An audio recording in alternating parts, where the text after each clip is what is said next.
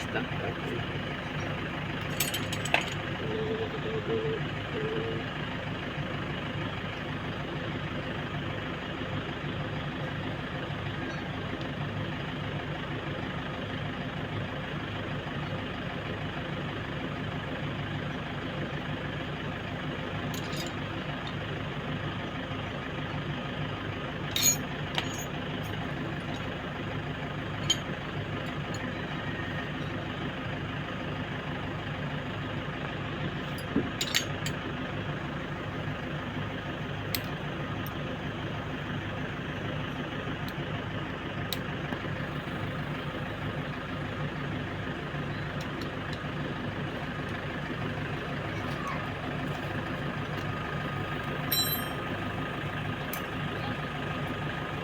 So ito guys, kung nakikita ninyo, yan, nakikita ninyo yan.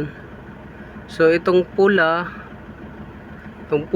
at saka puti, speaker wire yan sa left side. Speaker wire sa left side dito sa driver. Yan. So yan yung connection, pula at saka puti.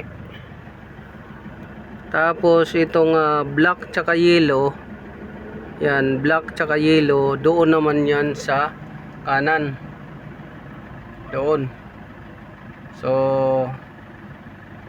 yan yung connection nya. So ito yung sa mga speaker, white red, magkapares yung white red dito sa left side speaker, black yellow doon sa right side. So dito pinutol na nila. Doon naman is nasunog dahil nabasa. So yan yung ano. So ang magandang gawin dito ay bilhan na lang bago ng speaker na sakto dyan. Tapos linyahan uli nito. Dito nakukuha, hindi na doon sa harness.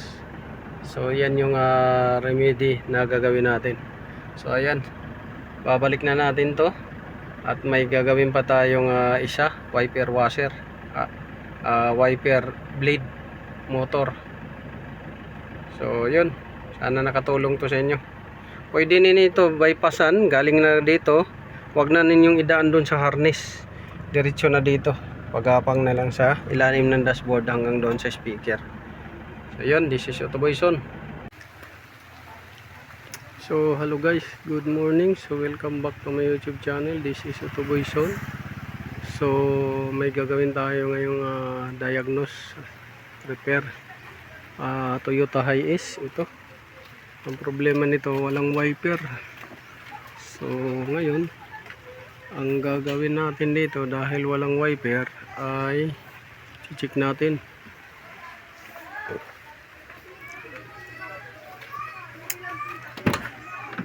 So dito guys, upon checking dito, mayroon dito fuse box dito sa ilalim. Yan, mayroon din doon fuse box sa kabila. Intact yung fuse at saka relay.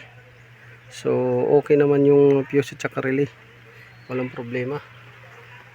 So chinik natin isa-isa ang fuse at saka relay. Doon sa kabila, check din isa-isa ang fuse at saka relay. At saka itong combination switch, ito okay naman. Pero pagdating dito sa motor, ayaw gumana ng motor.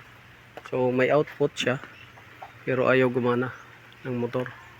So tinanggal na natin ang wiper. Ngayon pakita ko sa inyo. So ito yung wiper guys. Ito yung mechanism nya.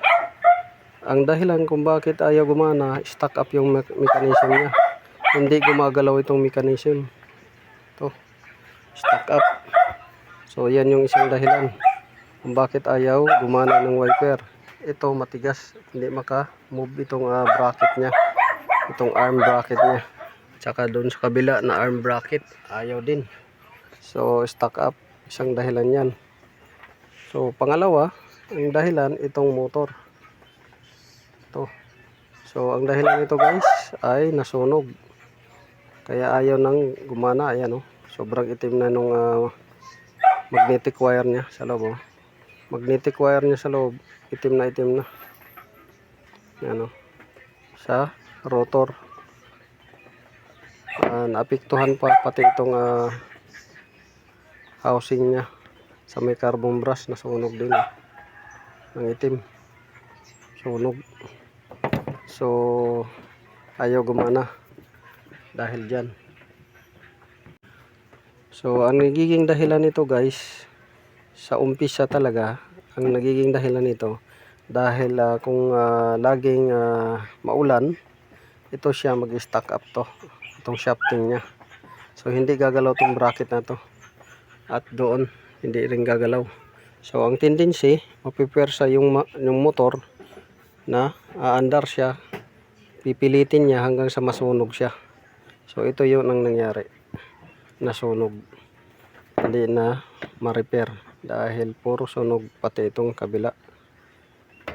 Yan. So ang remedyo nito ay wala, or pwede ito i-rewind, pero mas maganda bilhan na lang ng bago itong ano na to, bilhan na lang siya ng bago. Tapos ito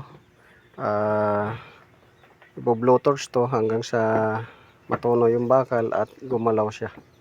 Ito dahil naka-stack up talaga siya, hindi siya mapihit. So yun lang guys ang nagiging dahilan yan. Simula dito sa dahilan na to, pag stack up ng arm, wiper arm mechanism, nasunog yung motor. So walang wiper yung IS. Kami. So mo bilik mo lang siya. Hindi ako makurente. Bilik. Dito tayo to.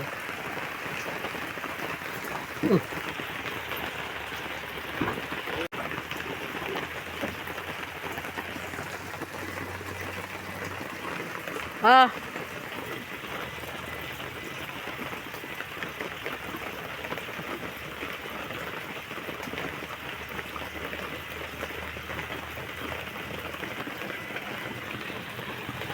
Hop. Hop.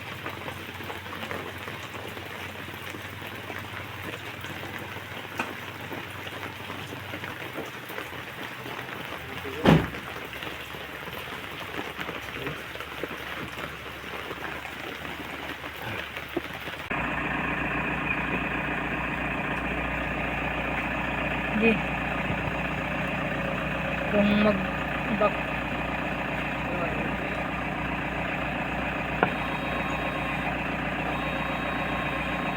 O, tuloy-tuloy yung bilik niya. Tuloy ba? Dili siya magkuhan. Reverse. Oo.